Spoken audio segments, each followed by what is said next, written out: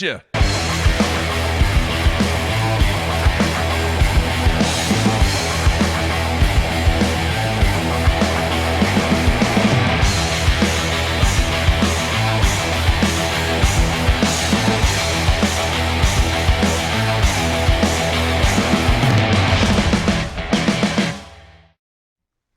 Good Monday, everybody. Welcome once again to BTL Bass Talk Live.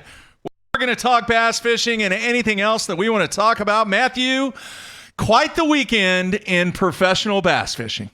Craziness. We had a come from behind win and then an absolute blowout. Yeah. An absolute blowout. Not even close.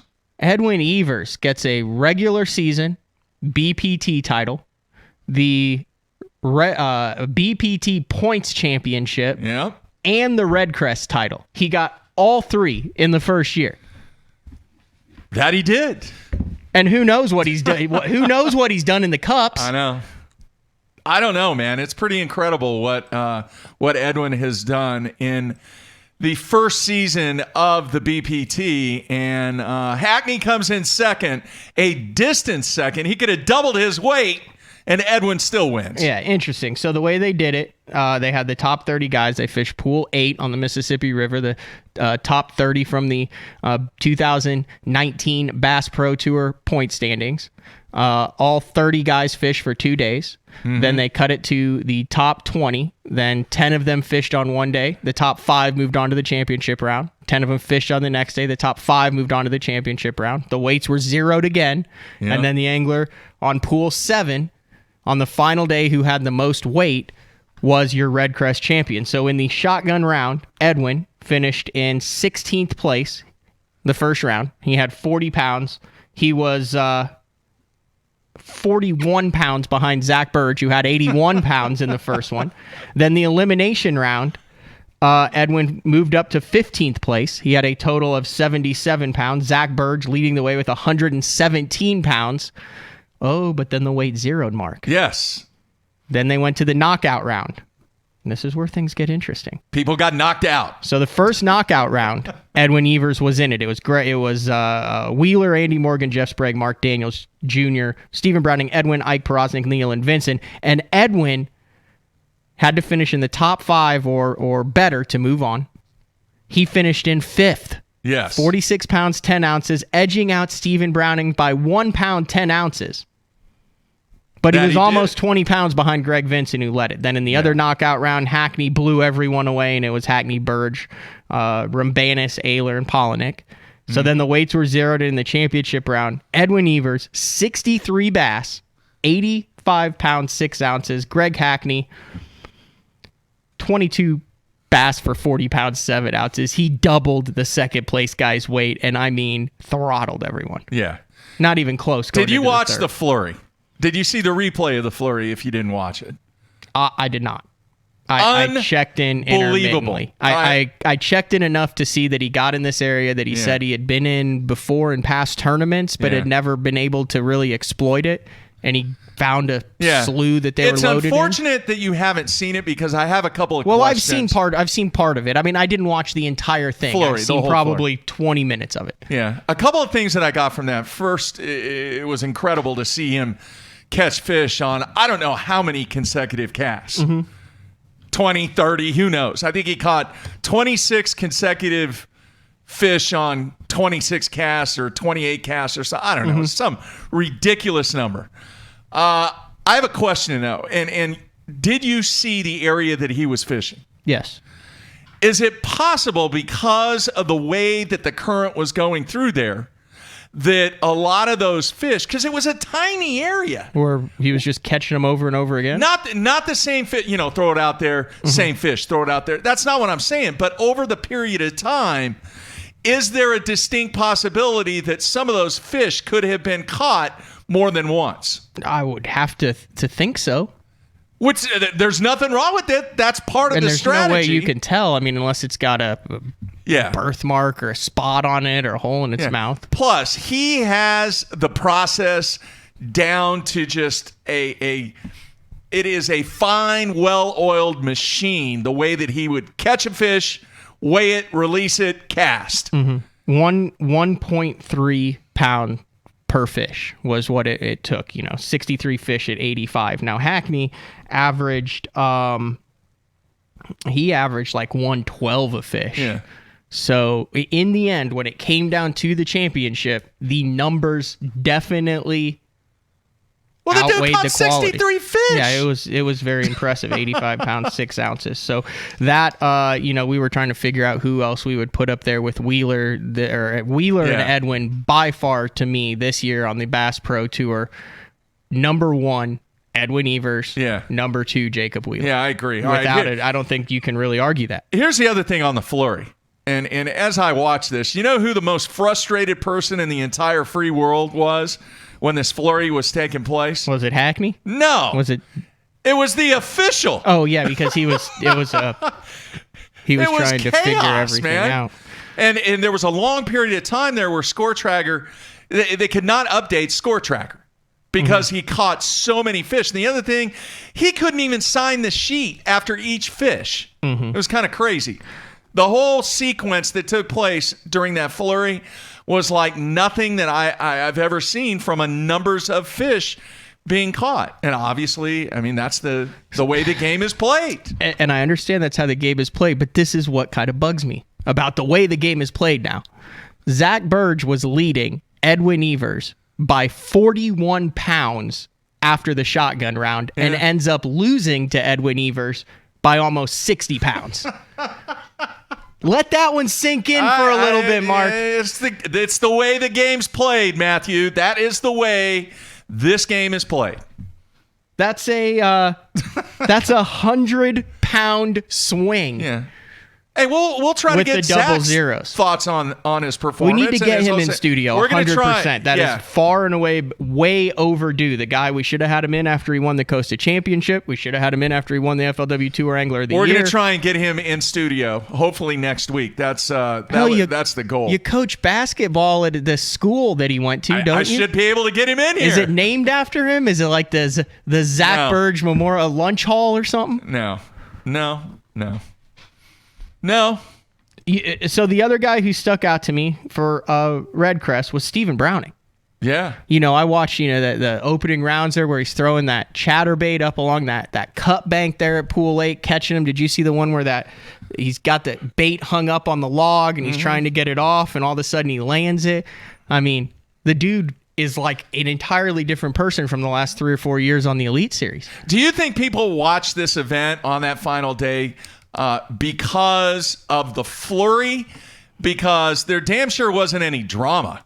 This thing was a total blowout. So just to watch Edwin do what he did during that flurry was really the main reason that it was interesting, because it was like nothing I've ever seen, and probably the majority of the fans. Yeah, I mean, I think it's the same reason why I like to watch the UConn women's basketball team when they play, to see just how bad they can beat a team. I mean, there's some intrigue and a complete beatdown. Now, they did kind of get the short end of the stick, and they could not help this in any way, but we've talked throughout the year about the drama that develops around the cut line, right? That's where the drama took place. Right. Well, the elimination line on day 2, not much drama there. No. Because Casey Ashley finished 12 pounds ahead of Wesley Strader on that, so there wasn't. But they did get some of that drama, a little bit of that drama in the knockout round, where Edwin sneaked in over Stephen Browning, and that was kind of a back and forth deal. And then in the second knockout round, Palahniuk had a 5-pound cushion over Mark Rose. But then the championship, it was kind of close for the first period, but then, I mean, once it happened, it was just... I mean, there wasn't anything there. Meanwhile, all right, and I had split screen going on yesterday. Yep, absolutely. You had the situation that was taking place in New York, of which the moment occurred at the exact same time, Matthew. I was looking at one screen, then I was looking at the other screen, then I was trying to look at them at the same time, and Jamie Hartman gets it done on Cayuga at the exact same time that time was winding down in Edwin's just total blowout of what took place in Wisconsin. And I don't know what I was more shocked with, the fact that Hartman was able to come back from that middle of the top 10, or that Edwin was able to blow it away. But, going into it, you saw Gustafson, who has been in this position before. He's led FLW Tour events. He's been in position to win before, having a great year on the Elite Series, but went 23-11, 25-6 to open up a lead. But then on day 3 there, it's kind of cloudy, overcast. We're talking about the Elite Series stop on Cayuga up in New York after the back swings. And then he goes 15-4. And you're like, because Hartman had 22. Yeah. And then Hartman, first thing in the morning on the final day, jams at 6. And that, I think, kind of set, everyone's going to look at that 4.5 he caught at the end of the day on the crankbait. But I think what set the tone was that 6 that he caught in the morning that really kind of gave him the freedom. And then he beats him by 10 ounces to get his second Elite Series win in 3 tournaments. And what did I say when we had him on? What did I say? I said, this is a man who very quite possibly could go 3 in a row, right? Yeah. He had a solid tournament on the St. Lawrence River, wasn't able to get it done, but did get it done on Cayuga. So 2 out of 3, which means that 4 of the Elite Series titles this year have gone to 2 guys. The guy who finished almost dead last in this one, Brandon Cobb, who's won on Hartwell and Fork, and then Jamie Hartman on Gunnersville and Cayuga. Yeah. Grass was the key. And some of his comments that he had mentioned on stage during a very, very emotional trophy presentation. And then what happens? He jumps out in the crowd, man, and the crowd went nuts. Matt, that was a cool scene. Yeah. And I was interested to see, were you not interested to see how many people would show up to see all the new faces on the Elite Series? I mean, it was jam-packed. These guys have been here before. There's Did you no have Aaron, a little bit of There's no Skeet. There's no Kevin. There's no Jonathan. Did you have a little bit of a flashback based upon that crowd? 100%. And having been there, it is genuinely cool. And it also reminded me of what other tournament did that remind you of? That one? Yeah. Oh, Philadelphia. 100%. Yeah. When Ike and Ellie jumped in the crowd. Yeah. That's immediately I pictured Ike in the middle of the chaos that was taking place on the banks of the river there in Philly. And Hartman, though, very, very emotional. I mean, it really, really meant a lot to him. And I think one of the things was, and Mercer did a good job of pointing this out, when he won on Gunnersville a month ago, there was like a massive storm that came through. Yeah. And like the crowd ran for cover and they handed him the trophy and he's like, holy cow, I finally won one. We're and out then of here. They're out of there. So then, we thought, we'll get to do it again on the St. Lawrence. No. And then for it to happen on Cayuga, where he was the favorite is pretty darn cool. But we are working on getting Jamie on tomorrow. That's the plan right now. Hopefully it'll work out with his schedule. And then I want to let everybody know on Wednesday, we're going to have the current Elite Series Angler of the Year race leader, Scott Canterbury. I've got it worked out through. He's got a guy. He's got a guy, Mark.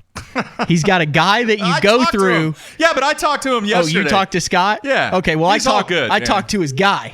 He's got a man. He's got a guy who's like, man, like Scott, like he's doing well. I'm like, oh, I'm aware. I'm like, he should have a couple cups under his belt too. Yeah. He's like, talking about it. So I got some interesting questions to ask him. All right, so we'll have him on Wednesday. I do want to let everybody know we are trying to make arrangements with Edwin either to be in studio or Matt going to Edwin's house and actually doing a remote BTL show where we send the feed back to me here in the studio. So we're working that out. Obviously, Edwin, a very, very busy man after his victory in Wisconsin. So we're going to do everything we can to try and get him lined up and have him take part on the show, either going to his house or getting him in studio here with us.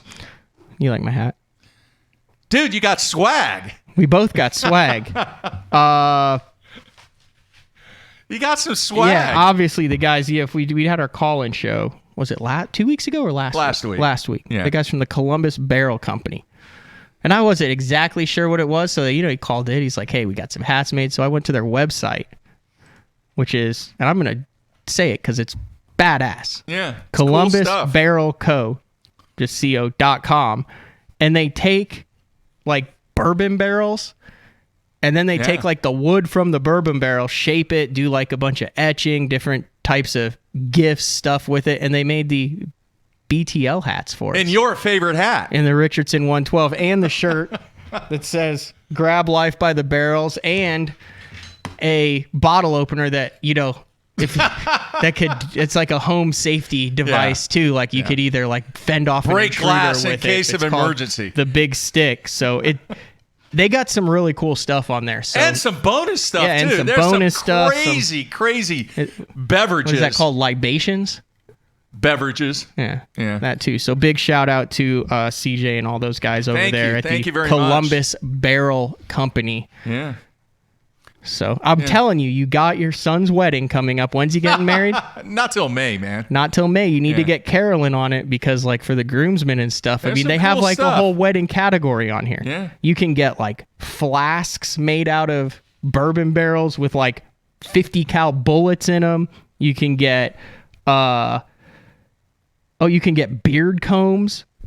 You can get all sorts of crazy stuff. You can get bourbon barrel sunglasses. There is some very cool stuff on there. Clocks, and then all sorts of apparel. But that, like, the little logo on here is like actually wood, like from a bourbon barrel. It's cool stuff, man. You look very, very good in that hat. All right, I watched something I'm going to throw out at you. If you've seen this, dude, I know they put some obscure stuff on ESPN sometimes, but did you know there is a professional axe throwing league? I mean, it's not the lumberjack stuff. It's no, it's like that's all they do is throw axes. I was unaware of that. Is Points. That United States? They have what they call the kill point. There was like 2.5 hours of professional axe throwing on ESPN this weekend. It's pretty cool. The guys are pretty good. I mean, and here's the best part: no supplementation. Dudes are out there in hoodies, polos, just doing their own thing. It looks like it's taking place right in the middle of a bar. You know what the insurance policy's got to be like on these places that have axes mixed with alcohol? Pretty high. I was amazed. And these dudes, dude, they were all over it. I mean, they were really, really, really, really good. You ever thrown an axe? No. No, I mean, maybe at the state fair, like when they have this, they'll have like a little, but no. It was pretty neat. Searching on the web. Professional axe throwing. Yeah. Not the lumberjack series. Mm-hmm. That's been around forever. Right. No, this is the professional axe throwing league. They had sweatshirts and t-shirts. People were wearing them in the bar that they were doing this in. It's pretty cool. The other thing I want to mention, did you happen to glance or watch any of the first college football game of the season? I was watching it online as it happened, but I was not able to like watch the full broadcast. It looked like a debacle. It was horrible. But it looked awesome. It was so bad, it was entertaining. Good. Yeah. 2024 that Florida won. Yeah, Florida won. But they did everything to try to lose it. It was just bad football. Really, really bad. But it's football. always bad the first week. Well, that's what you get for, no preseason games. Mm-hmm. It's always like that. Dude, in the NFL, preseason games are just worthless. Remember, every year you start out the year, and then at the end you look back on the college football season. You're like, God, I remember when so-and-so was in the top 5 after the first week. It's just totally different. Yeah. It's like that Angler of the Year standings oftentimes. Like, remember, he did so good down in Florida, and then he just rode the suck bus the rest of the year. There's always guys like that. Or vice versa. Caught him in Florida and didn't catch him. Before we get to our guest today, Micah Frazier. We didn't even mention that, did we? I don't know. The comeback champion from 10th to 1st on the St. Lawrence River. And it's the guy that gets kind of lost because of the back-to-back events. Yeah, that always hates me. But, dude, the way he did it, I don't think it gets lost because it jumped him up into the top 20 in the Angler of the Year standings. And I want to ask him about experience because, we had a bunch of these guys come over from the Opens that didn't have any Elite Series experience. There's only 75 on the tour. And out of the top 15 in the current Angler of the Year standings, now with one regular season event left, there is one angler who is a rookie. The rest of them have experience, and that's Drew Cook, who's in second. The rest of them, all FLW, all Elite Series experience. So I want to ask him a little bit about how experience plays the more you get into later on in the season, and what it was like to lift his first blue trophy, kind of a shocker. I want to talk business with him because he has one of the most iconic brands in the entire world as part of his sponsor lineup. That would be Coca-Cola. That is correct. And it's kind of ironic, too, because when we're done doing the interview, I want to bring something up to you and kind of go back in your memory bank to actually see if you can relate to what I want to talk about, and it's dealing with Coca-Cola. We'll find out. So we're going to take a break, come back with Micah Frazier. Everybody stay tuned here on a Monday.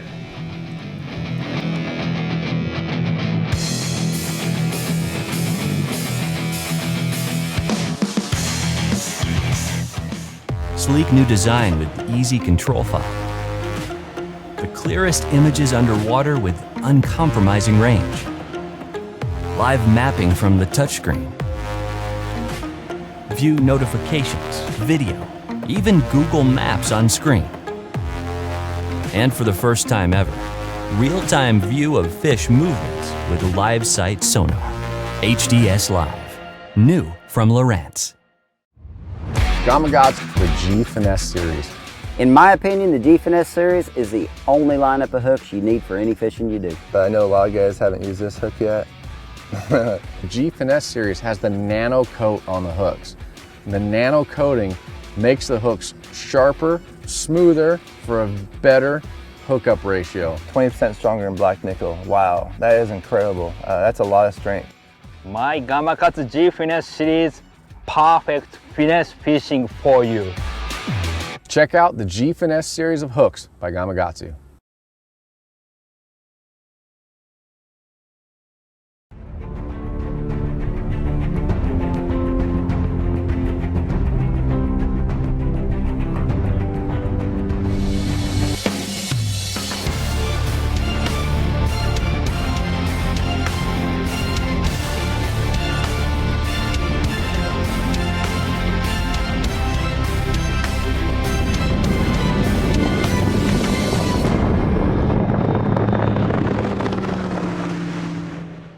Guys, Gerald Swindle, Sunline Pro Staff. If you're a flipper, a slackline hook setter, you're really putting a lot of impact into your hook set, look for the shooter. It comes off the smooth, really smooth. Like when you're flipping, it is smooth. If you're gonna be drop shotting and cranking, Sniper's the deal, man. It seems like it's a little bit less likely, like on a sharp hook set, it doesn't seem like it likes it as much. But for coming off the spool on spinning rod, leaders, cranking, like if I'm gonna throw a big plug at Guntersville, I've still got strong tensile strength. It's not gonna give out on me, but yet the line's thin enough it'll get down. So to me, shooter takes a hook set, Sniper's for everything else. So if you're gonna slack line them, go shooter.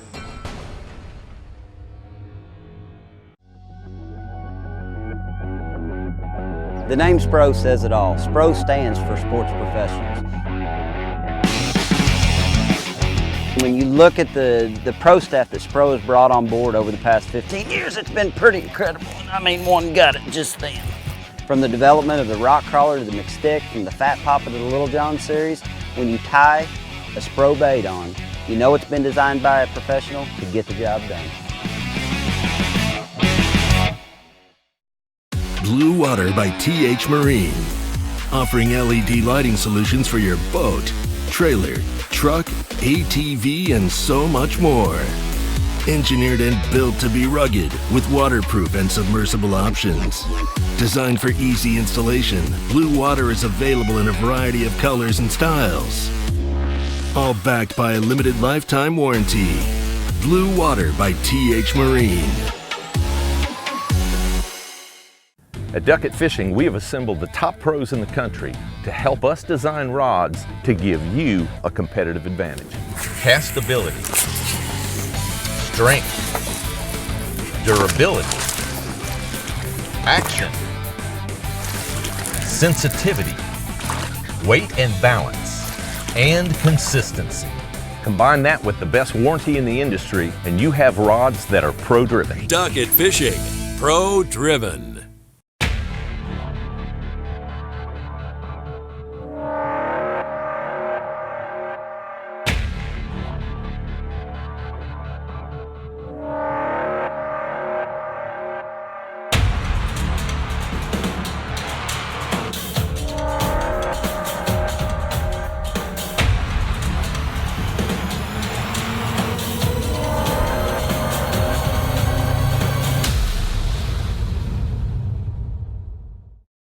AFCO has a new foul weather rain suit called the Hydronaut. A lot of the features that I really like about it first is the speed vent hood. If it's raining out, how a person gets wet is when you run down the lake and the hood comes down. With the speed vent hood, it's going to stay up. It has a camera mount in the pocket on the chest. The Hydronaut has a 2-layer, 100% waterproof nylon shell. If you're interested in a rain suit that has a lot of cool features that's going to keep you dry, you need to check out the Hydronaut from AFCO. I got my power pole down, stuck in the mud in the bottom of the lake, sitting so still in the wind and the waves, could even be a hurricane. I got my power pole down.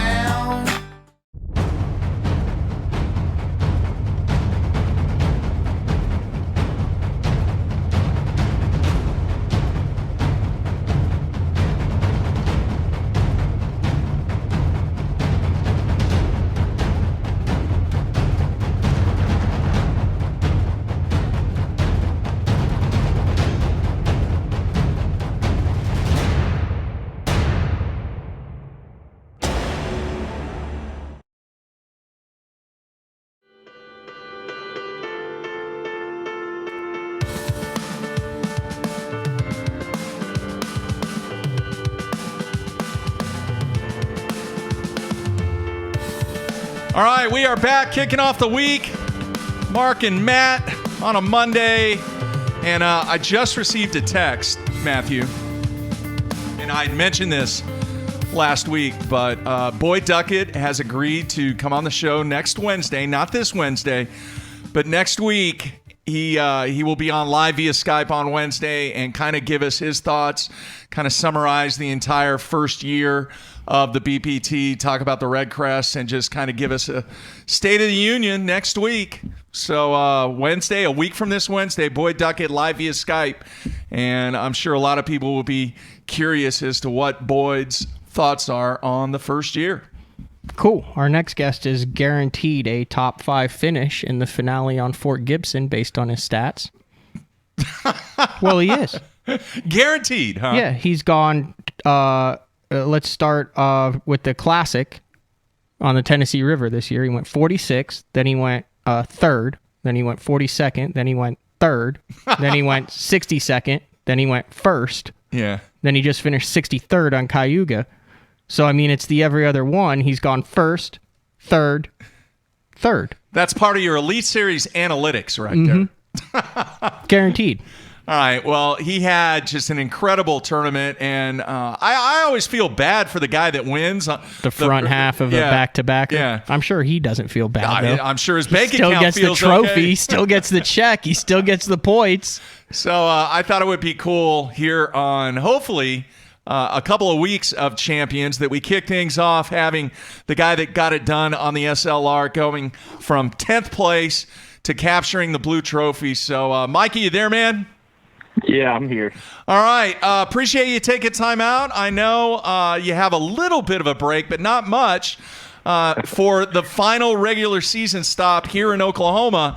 And, man, have you really had time to reflect, because having the back-to-back events, has it really all set in yet? And are you admiring not only that trophy, but the way that your bank account just massively grew? Thank y'all for having me, man. It's been a crazy couple of weeks. I really, it was kind of hectic, and but I did get to. I think it sank in, and kind of took the wind out of my sails a little bit at Cayuga. I'm not gonna lie. It's kind of like a giant weight got lifted off your shoulders, and kind of hard to get too fired up and motivated to get out there and bust it when you're coming off a win, believe it or not. But yeah, it was a crazy couple of weeks, and I'm back now, and so I'm just I'm getting to share that celebration a little bit with friends and family, and it's been a cool deal, to get back and let everybody see the trophy. And I got a lot of people that have helped me over the years, and just parents helping me over, back when I was younger, and so it's just really cool to get that trophy and what that means for me and for everybody else. And it's been behind me, All right. I want to get into what you did on the water at the SLR. But before we get into that, and I'm sure Matt's got a ton of questions from a technique standpoint, I want to ask you that first day of practice after a back-to-back, how tough was that? And come on, man, be honest. Were you really focused on the task at hand? And is that part of the reason why you weren't as successful as maybe you thought you could be at Cayuga? I don't think it helped me any that I'd won at, the week before at Cayuga. And it just, we fished, we ended on Sunday late because we took off at 9 and didn't check in until 6 or 5. So, it was a late night getting to Cayuga and getting set up. So I didn't really get started on changing my tackle over until the next morning, which was the first day of practice at Cayuga. So I didn't get on the water until 10, and I spent a lot of the day on the phone with, radio hosts and whatnot. And I'd only been to Cayuga one time in the past. So, and when I was there before, they were spawning everywhere on that northern end. And so the feeling I had coming out of that last year at Cayuga was, I'll just spend my practice on the north end of the lake and find some pods of largemouth out in the weeds, and I'll be good. Well, I was kind of off base in assuming I could do that, because a lot of the guys that did well caught them all over the lake. And I've since learned that a lot of those fish spawn on the north end of the lake, but they kind of migrate south, and set up on some of that offshore stuff and whatnot. So yeah, the St. Lawrence wind didn't help anything, but it's not completely to blame for a bad finish there. I just think I had a bad plan and a bad basis for what I thought I was going to be able to do. Mikey, you look back over your stats and people say, oh, he came out of nowhere. Here's a Georgia guy who won on smallmouth. But just over the past 5 years, you have top 20 finishes in either Elite Series or open tournaments on St. Clair, Mille Lacs, Champlain, and the St. Lawrence. You're in the top 20 in 2018 on the St. Lawrence. Do you feel like you're maybe a little bit of a sneaky, underrated smallmouth guru? I definitely feel at home fishing for smallmouth with a spinning rod. I mean, it doesn't even really matter where we're from anymore. These elite guys and just professional anglers, we do so much fishing on the road that, I've probably spent, I think I went 10 summers where I spent at least a week at Champlain, either for a tournament or fun fishing, and just, I've spent a great deal of time up north, and I've really developed a lot of confidence in smallmouth and just an understanding of how they act and how to catch them. And if I probably had to pick one tournament to be, to go into to increase my odds, I think it would be a smallmouth derby. I just, it's kind of odd coming from Georgia and over the years, but it's just developed that way, and that's one of my favorite ways to fish, and something I'm very confident doing. Does a lot of that confidence build from, and although it's different, you've had a lot of success on Blueback Lake, Norman, Hartwell, you caught them on Beaver when you fished the FLW Tour. Is it just kind of transitioning with their success and comfort level from those fisheries that even though it's a different species, a different strain, it gives you that confidence up north? Something I've noticed that really has helped me over the years is in certain events, there's not a lot of guesswork in what techniques and what you'll be doing. It's just a matter of finding where to do it. And smallmouth fishing is a great example of that. Like I don't have to wonder what I need to tie on before practice starts. You've got a very small group of baits and things that work for smallmouth tournaments, and practice is more about finding areas rather than trying to develop the technique to catch the fish. So for me, it just takes a big thing out of my head that I don't have to worry about how to catch them. I already know the 7 or 8 baits that I need to have on the deck in practice.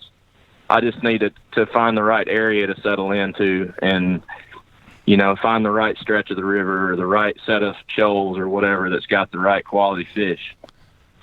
Mike, I want to go back. That's the same for. I'm sorry. Go ahead. No, keep going. I'm sorry. I thought you were done. And that's the same for Blueback Lakes. depending on what stage of the spawn you're in, there's things you do on these lakes around here where I grew up, and that's, if it's pre-spawn and the water's muddy, you can fish stained water, power fishing stuff. You can do the clear water boat dock deal. If they're spawning, you sight fish. If they're post-spawn, you go back to the docks and you start to look for that herring spawn. So it's just it takes a lot of guesswork out of it. All right, I want to go back to the SLR. What was so special about the areas when you had that massive final day? What were the characteristics, and what can the fans really kind of pick up on based upon what you did in those areas on the final day? I can't explain how I caught 25 pounds the last day. I mean, it was, without just saying when it's your time, it's your time. I mean, it obviously had a great day that wasn't planned, but I just think that section of the river that I was in was, for whatever reason, had a little better quality, or each shoal had more populations of those 5-pound class fish. And,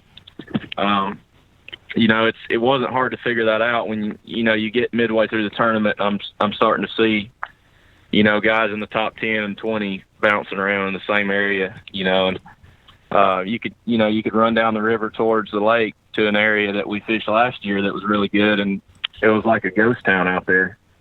And it's weird how that happens, but for whatever reason, that section I was in I think it was the best this year. A lot of guys who listen to this show, Micah, fish tournaments. I'm sure a lot of them have fished two-day club championships or Costas, BFL regionals or whatever. And I'm asking this because I've been in this situation. You have a decent day one. And this is just a 2-dayer, but you go into day 2 and there's like the favorite. In my case, it'd be like Jeff Reynolds on Texoma has like a 6-pound lead on you, and like, you're like, I might be able to catch him, but deep down you're like, yeah, I got no shot at catching this guy. This is like his home pond. I'm back. So you had Chris Johnson like 5 pounds ahead of you going into the final day. I mean, did you, was there ever a point where you honestly believed in it, or was it really that big of a shock to you, or was this a thing where you knew you had the potential? It never crossed my mind until about midway through the first or the final day. I mean, going into the last day, I was just thankful to make the top 10 cut. I squeaked in there in 10th. And the pay increase is not until you get up to third place. So it's like I'm basically fishing for the same money. I might gain a few 3 or 4 points, but I knew the odds of me climbing all the way to third place from 10th wasn't very good. So I didn't really do anything different. I just, I started that final day on the hole I'd been fishing for the last couple of days, and I just started catching them. I mean, every drift you catch 1 or 2, and I had over 20 within a couple of hours that morning, and then at some point midway through the day, Chris came and fished the same place I was, and I asked him, "Hey, you got them?" And he said, "I only got one," and I watched him lose one, and at that point I probably had 22 pounds, and then a little while later I catch a close to a 6-pounder, and then it hit me, like this is the kind of day that you have to win a tournament, and it's kind of happening, and so and I'm not the kind of guy that thinks he's going to win every tournament, but at that point I really had a gut feeling that I was going to win, and that's coming from me. That's kind of crazy because I just don't think that way very often, but to catch a 6-pounder on the final day after you've got 22 pounds in the box, and know for a fact that the guy that's leading is kind of struggling and bouncing around you, and it was just a perfect storm. I'm very thankful that it happened that way. It's something I didn't see coming until about midway through that last day.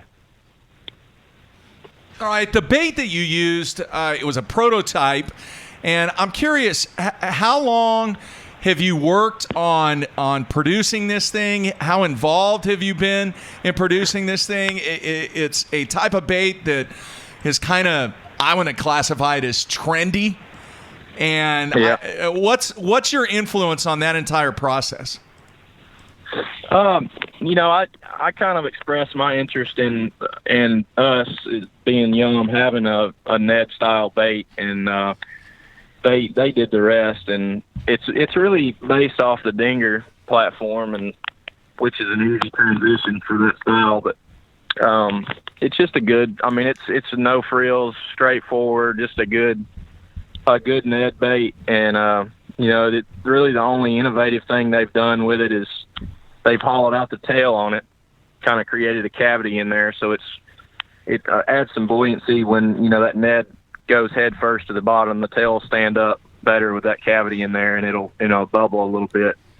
So it's just straightforward, and in my opinion, that's, if you look at day in, day out what we use as anglers, it's not all this fancy stuff. It's the straightforward, no frills, just simple designs, and that's what they've got, is just something that's going to work really good. And it's just straightforward Ned bait. I mean, it's going to be good. When's it coming out?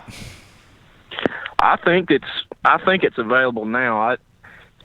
If I'm not mistaken, I think they've rushed it along now. So the last I heard, you could order them on Tackle Warehouse. All right, one quick follow-up question. Dude, I want you to be perfectly honest with me and the fans. It's a chunk of plastic. Why is it that fish like this thing so much? When it first kind of became a trend, I was like, that's the dumbest thing in the world. I threw it a couple times out in the Ozark Lakes, and it's not like it gets a lot of bites, but when I say that, it gets a lot of bluegill bites. It gets a lot of 6-inch bass bites and just all kinds of stuff. And I didn't have the patience for it, and I kind of threw it to the wayside. But I still don't throw it a lot. But when I'm up there for smallmouth, it's something now that I'm going to have on the deck. And just the nature of how you drift those shoals up there, it looks a lot like a goby. I mean, if you just look at it, the size and the profile of it, it skips along the bottom. When you're drifting naturally with the current, it looks just like a goby, just kind of cruising along the bottom. And they just, in my opinion, it's probably the best bait you could throw up there right now. Did you plan on throwing that when you went up there? Or did you have the spy baits, the drop shots, the tubes? Well, there's a kind of a story behind that too. And last year we were up there, and I was fishing in a really good area, and I actually found the fish on a drop shot in practice, and they were biting it just fine. The first day of the tournament, I had 3 drop shots ready and one Ned just to keep it honest. And well, I fished all day. I ended up with 18 something and change, but I really struggled to catch them. And I that night I was thinking about it. And I'm like, throughout the day, a couple times I picked that Ned up and I never caught a bass on it, but I lost a couple. And I was thinking, for the amount of times I threw that thing, I got 2 bites, and I might have thrown it 10 times. And I'm like, tomorrow I'm going to throw that Ned more. So the next morning on day 2, I just started out with that Ned, and dude, I had 23-14, and I caught the fire out of them all day. Just every drift you catch a big one. And so the next day I caught 21.5, on the third day. And I finished 19th. But if I would have been throwing that Ned on day 1, I probably would have made the top 10. And so I couldn't wait to get back this year and kind of build on that. So that I did. I mean, that's what I wanted to do this year. And I kind of developed a love for it last year, just the way, it's just such a good, effective way to catch them up there. All right, you had 87 pounds, 4 ounces of smallmouth on what was the current running? What's the average? 4 miles an hour up there, or 5? It does. I think you end up moving about, a lot of the places I were fishing, you'd be 1.5 miles to 2 miles an hour drift speed. So that's how fast your bait's moving across the bottom. All right, what was the setup then as far as line and stuff? Because I think I struggle with that with the Ned there too, as far as you can go too light and then all of a sudden you get too heavy and it doesn't work right. Yeah, it's kind of it's kind of an artsy kind of deal. I think you want to use the lightest weights you can get away with. I was using a quarter at the most, and an 8 sometimes if it was super shallow. But you think a quarter sounds really light, but it's when you're drifting with the current and there's no wind that's messing you up or anything like that, your boat, your bait, your line and all kind of moves at the same speed. So once you get your boat started on a drift, you can actually drop your bait under the trolling motor and it'll go straight to the bottom under the motor. You can watch it fall and it'll stay there. You may have to make some fine adjustments with your trolling motor or whatever, but for the most part, your bait drifts right under your boat, just like it would if you were in still calm water. And but that's the key that people don't understand is you think you need this heavy head to drift in 40 foot of water, that's that fast, but really everything moves the same speed. All you have to do is adjust your bait to where it's not dragging the bottom. You just want it to barely tick the shells, and you start feeling too much bottom contact, you need to reel up a couple times, and if you don't feel anything, let some slack out, let it go back down to the bottom, that kind of deal. It's just you develop a feel for it, and then before long you'll know exactly. As soon as you get a bite, you'll feel it, and it's pretty subtle down that deep, moving that fast. You have to have some good equipment, and so I was using an Abu Fantasista Premier 7-foot medium spinning rod and a NG Extreme reel. Just straightforward 12-pound sunline and an 8-pound shooter leader with a 1/4 ounce head, and that was it. Last question then on the bait. I don't think this is an offensive question. Is this win as close to live bait fishing as you can get?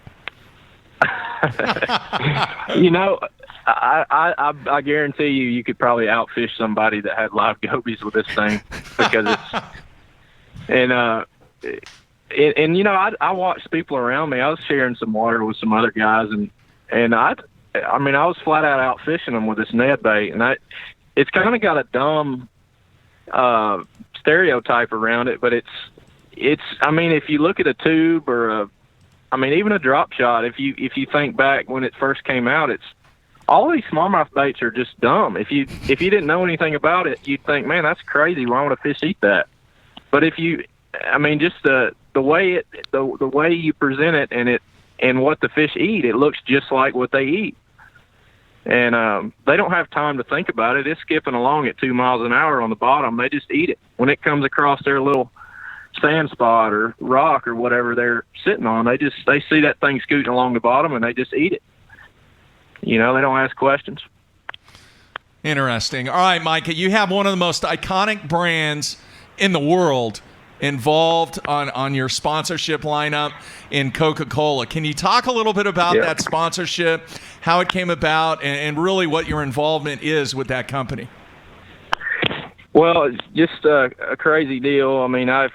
I was fortunate enough to get, to the right people, and that's really that's kind of how all these deals come about. And my brother and I, we own a gas station here in town, and our local vendors help me get to the right people. And they were gracious enough to get behind me, and it's really been a good deal. I obviously you love to pick up a non-endemic sponsor, but I didn't realize the weight that brand holds as far as in the public eye.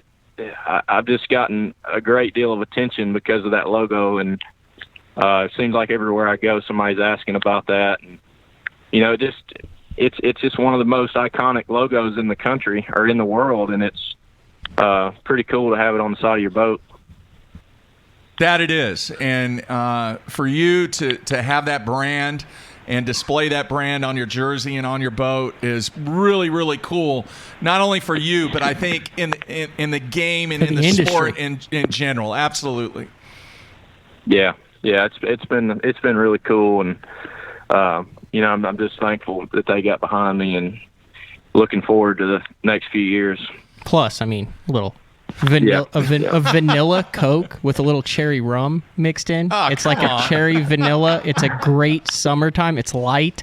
It's crisp. Oh yeah. It's. Yeah. I mean, Come it's the on, deal. man. Now they got you know, that cherry Coke vanilla orange. A lot of different brands that are very, very good in the fishing realm. You know, they got Powerade and Body Armor, and just you know, it's that's a nice perk, of course. But Oh, they're behind Body Armor? Yep. I didn't know that. Yeah, they are. That just started showing up Yeah, that's everywhere. Good stuff. Yeah. Have you tried the strawberry banana one that they've got? Yeah. That yeah, is the delicious. deal early in the morning. Yeah. You got to try that, Jeffries. Okay, I'll try. Am I wrong or am I right? I mean, that is like No, it's good stuff. All right, we'll check it out. All right, we always ask this question when you get your first big fat check, and you had a $100,000 check. What was it like when you went to your bank? I haven't even been in the bank hasn't yet. been home. I just got back. You know what's funny is, you know, that the money is great, but I'm not gonna say I don't care about it, but it really, I would have took the trophy and the honors if it was the only way I could win was to give the money away and take the trophy, and I still would have done it. And kind of a funny story, you know, we had back-to-back events, and they hand the checks out at the end of the weigh-in, and well, it was, you know, we were taking pictures and whatnot, and so I just like, I'll get the check at the next tournament meeting. And so I walk into the meeting, and Tripp's got the check, and I go through the line, and he's like, you know, this is the first time I've ever given the winner's check out at the next event. And he told everybody in the meeting that, and I was like, I didn't know whether to be embarrassed or what, but it's, you know, I figured it wasn't anything I could do with it in New York, so I just wait.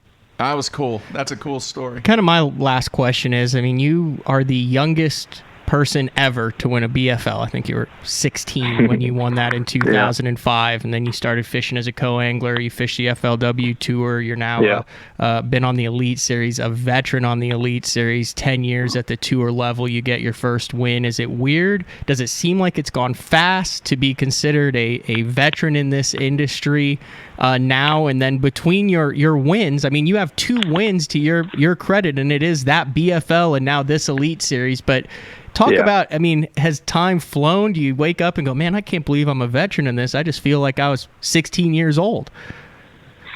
For sure. I mean, you know, time flies as you get older. That's what I'm learning, and that applies to everything in life. But yeah, you know, it's already my 5th year on the Elite Series, and that alone has blown by. And you know, the sport's rough on you.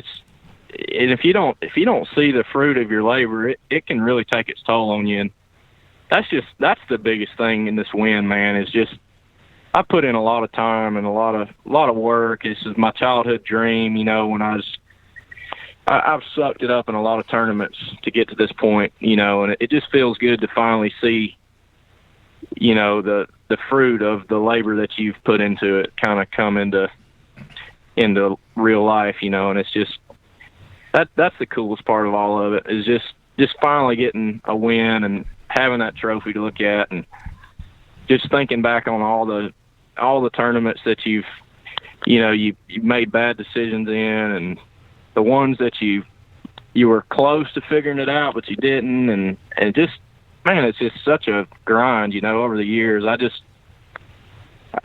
It's just been a dang grind. I just look back and think about all the things that I've learned over the years, and you know, if I could have just went back, a lot of times a bad tournament would have been, if I would have known this little detail that I know now, I could have freaking caught them. You know, it's just a lot of those past memories that you look back on and just see how far you've developed and all that you've learned. And you know, now, you know, I feel like I got the weight off my shoulders, and I actually believe I can win now. And up until this point, I don't know that I can say that I actually believed I was ever going to win. It's just, until you win, it's like, it's almost like a fairy tale kind of thing that it's not real, you know, and now it is. So at least I've got that off my chest, and I think it'll be easier to win the second one than it was the first one, because it took me 10 years. So how fired up are you about Fort Gibson, and what's your experience with Fort Gibson? I'm not real fired up about it. I've never been there, and you know, I would have much rather been able to get that event done back when it was originally scheduled, to be honest. And I think it would have been better to get it done in that period of the year rather than in September.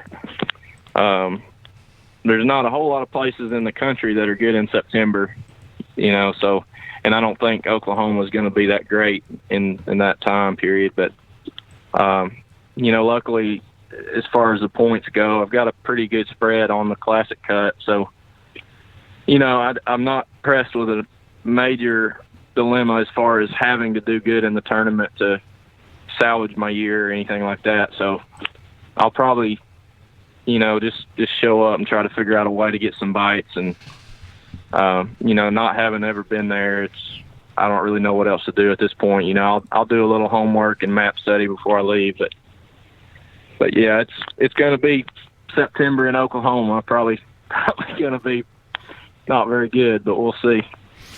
All right, man. Well, congratulations once again on getting the blue trophy, and we greatly appreciate you taking time out to be on the show. Catch up a little bit, man. Spend a little time relaxing and get ready for a grind in Oklahoma. Yeah, sounds like it. Yeah, thanks for having me, man. It's been good. All right, man. Take care. Best of luck to you. Look forward to seeing you at Fort Gibson. Yeah, y'all take care. Thanks. All right, there you have it. Micah Frazier. Good stuff. Really, really good stuff, man. Well-deserved win, He too. brought up an interesting point, and I was going to talk about this when we got a couple minutes. I want to bring it up. So 75 on the Elite Series, one of the big deals that they talked about going into this year was how half of the field would make the 2020 Bassmaster Classic. So we have one regular season event left, and then the Angler of the Year Championship on St. Clair, where really you don't see a lot of shuffling in the points because there's only 50 there. Yeah. You look at it, and right now, Clark Wendlandt at the estimated cut line at 42nd is in 42nd place, which is surprising to me. I figured he would, with a Me lot too. Of those, would have a Yep. lot better season. Yep. But in order to make the Classic, and you talk about, you have all these streaks, but it's kind of different this year with the points. You don't know how it's going to shake out. Mm-hmm. What I've come to the conclusion is to make the Classic this year, you just have to not really suck.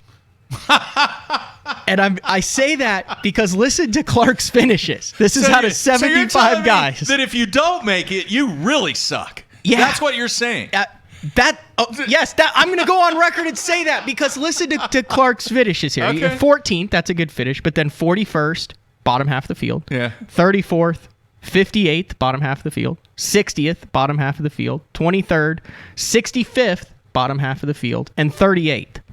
He has that's a hodgepodge. He has one top 20 finish, and he has 3 top 40 finishes out of 8+ events. I mean, he's got a 65th, a 60th, a 58th, a 41st. Yeah. You just have to not suck. And he's in the Classic cut. I just find that interesting because you look at a lot of guys and you're like, well, how did in previous years with you add another 30 guys and then you add the points where only a third of the field makes it. Yeah. So I would like for you when the season's over. Am I going to get a call about that one from someone at the bottom half? What are you trying to say here? What I'm going to ask you to do is, once the season's over, is go back and actually take a look from an analytic standpoint on whether that thesis or that example really is what it is, based upon what you're saying. Once the season's over, the people that didn't make it, did they truly, really, really suck? Or can you go through an entire season and have a marginal season and still comfortably make the Bassmaster Classic? Yeah, I mean, a couple good tournaments seem to really jump you up because I'm looking at a guy like Bernie Schultz, who I'd love to see him get back to the Classic, had an 18th place finish at Cayuga, but has struggled throughout the rest of the year. And, his finishes are 51st, 57th, 35th, 24th, 63rd, and then 18th. Yeah. So, one or two good ones really gets you up there with that 75 and then half the field making the Classic. So I think that was a big carrot, very important to those guys. That's a guaranteed $10,000. That's big time for the resume. You've got incentives when you make the Classic, gives you a shot at $300,000. The publicity, I mean, that's still a career maker. Yep. Great point. All right, I want to bring something up, and it's ironic that we talked about CocaCola because I want to ask you something.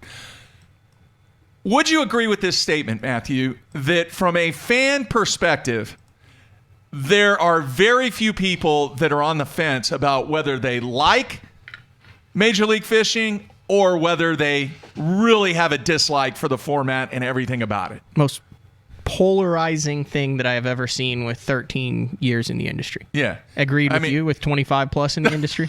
Most polarizing topic you've ever I agree. seen. But do you agree with that you have, a group of fans that absolutely love it and a group of fans that absolutely can't stand it? Yeah, I would 100% agree. And then you have this group out there that are just like, yeah, whatever, I don't really care. Whatever. Doesn't really matter to me. But I think the vast majority of the fans out there either really like it. They've picked a side. Or they really hate it. They've picked a side. Yes, they have. Now, I'm going to ask you a question that I don't know if you were around when this happened.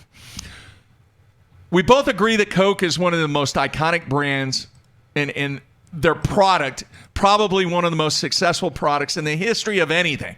I would agree. All right. What happened and what action took place that Coke did? I think it was like 25 years ago. I believe you've mentioned this, but they were still Coke, but they changed their recipe. They did, and they came out with the new Coke. And what happened? People either really liked it or really hated it. Yeah. Yeah, but here you have one of the most greatest brands in consumer product history that decided to change something that was enormously successful. What did they end up doing? After the backlash came in and they saw that the consumer, you had a group out there that was very happy and loved the taste of new Coke. And then you had this other group over here that was very vocal and did not like the new taste of Coke. What happened? What did they do, Mark? You tell me. I don't know. Oh, I wasn't around. Yeah, you know what happened. They go back to the old Coke? They went back to the original, and they came back and they said, oh, we're going to launch Coke Original.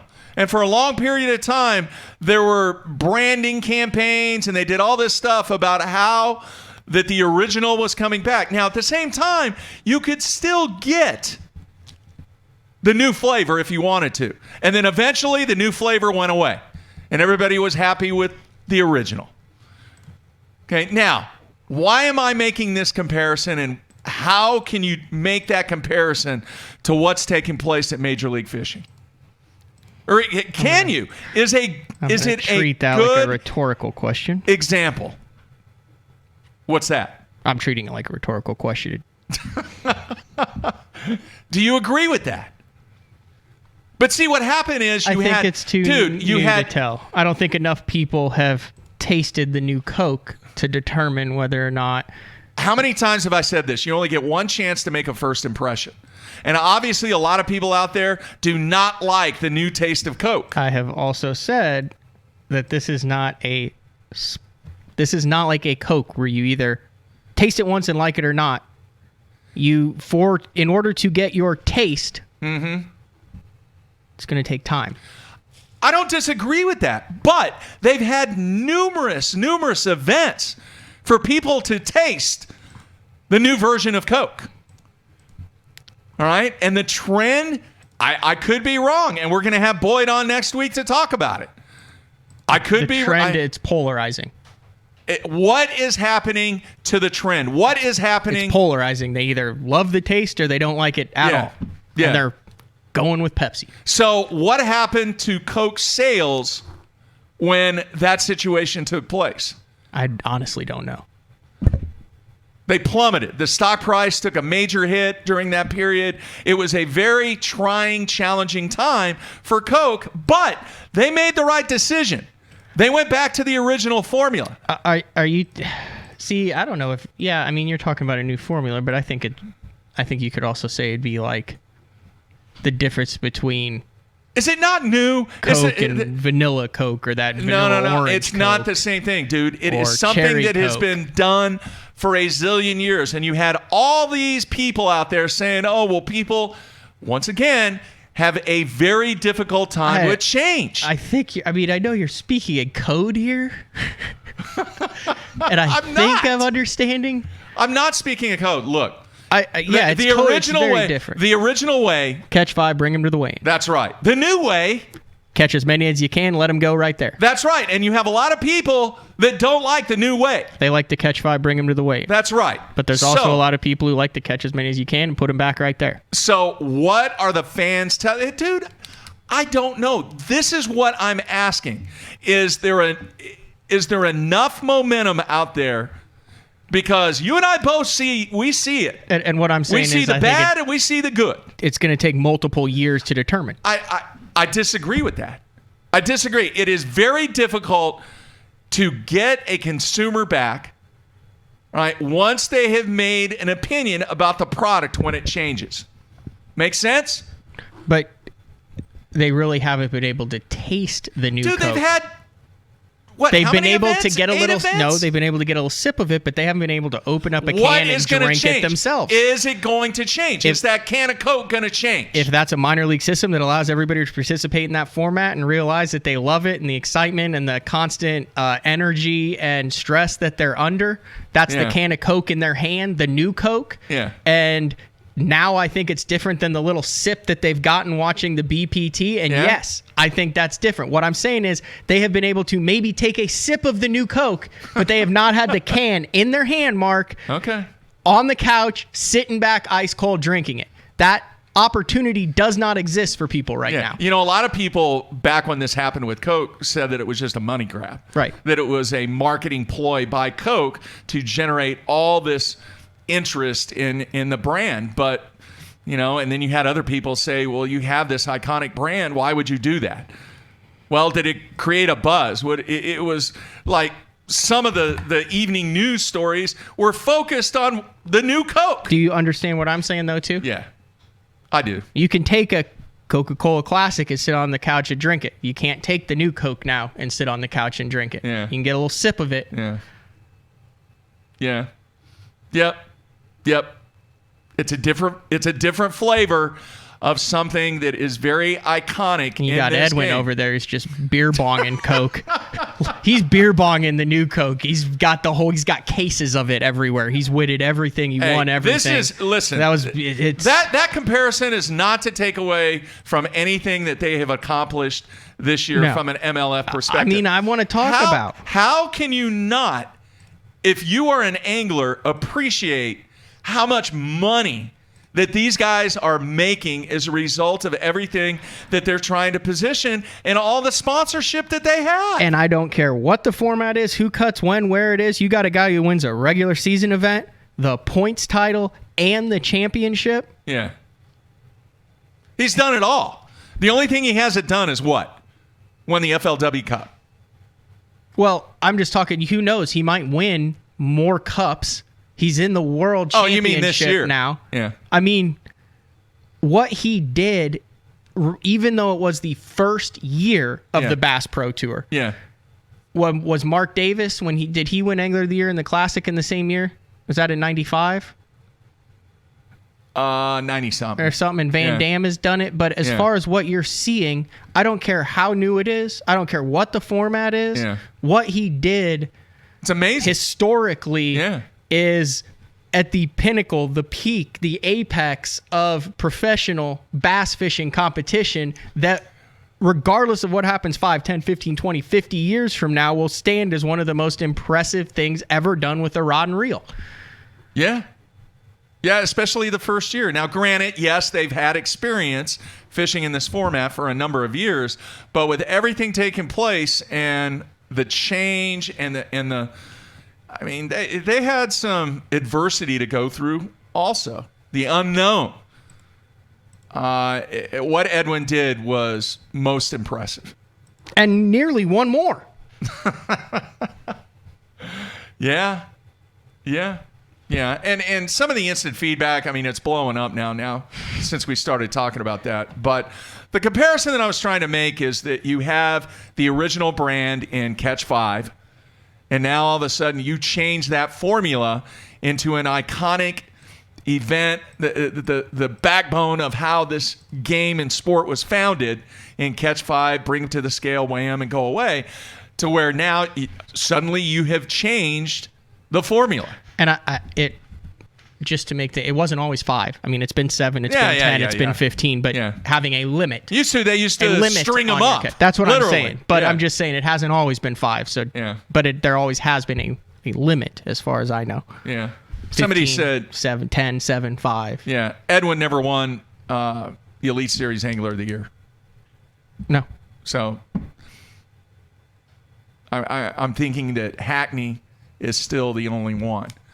Yeah. That all he lacks is a classic. Is a classic win. And he almost just won the Red Crest here, but he also hasn't won a BPT points. Yeah.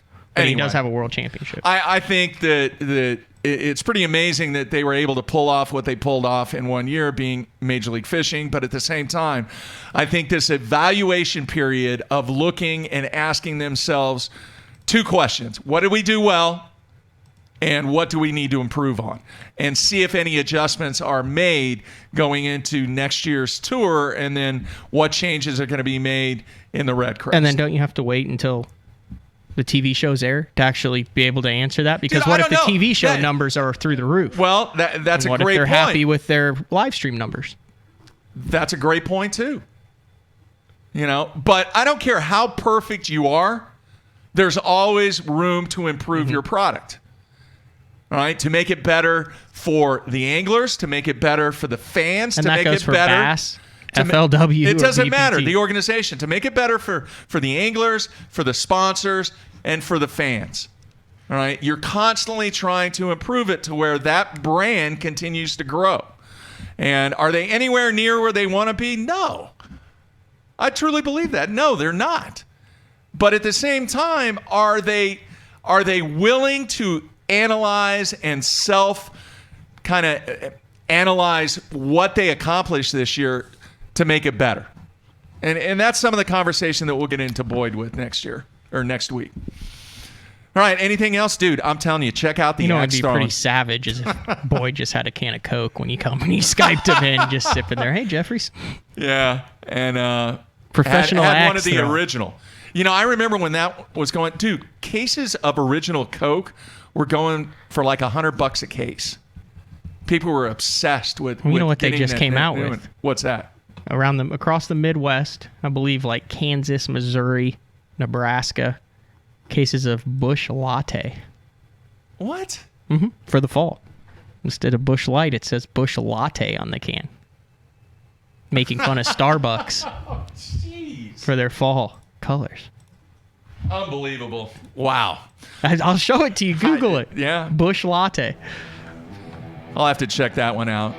All right. You have some beverages to partake in over there, Matthew. Ice those down and you need to sample them for me. The hat's comfy. It's the Richardson 112. Seriously, go check those guys out. Yeah. Thanks again for sending that stuff to us. All right. Tomorrow, right now, tentatively scheduled, we have Jamie Hartman, and then definitely 100% booked Scott Canterbury on Wednesday, the current Angler of the Year. We will keep you posted on trying to hook up with Edwin and get him on the show. And then Boyd next Wednesday. So basically, Elite Series this week, MLF next week. Yeah. After all those guys get back and get home and get settled. Yeah. Yeah. Good stuff. All right, everybody. Make sure, if you're listening on iTunes, please rate us. Hopefully 5 stars. And then please do a review on iTunes for us. It helps us out tremendously. Be honest, if we suck, we suck. Hopefully we're doing a good job out there for everybody. Along those same lines, to go like the Bass Talk Live Facebook page, you'll see what the upcoming shows are, as well as a 2 to 3 minute synopsis of the past show with links to that show there too. All right, great stuff. Thank you, Micah Frazier, for being on the show today. Back tomorrow, hopefully with Hartman. We're out of here.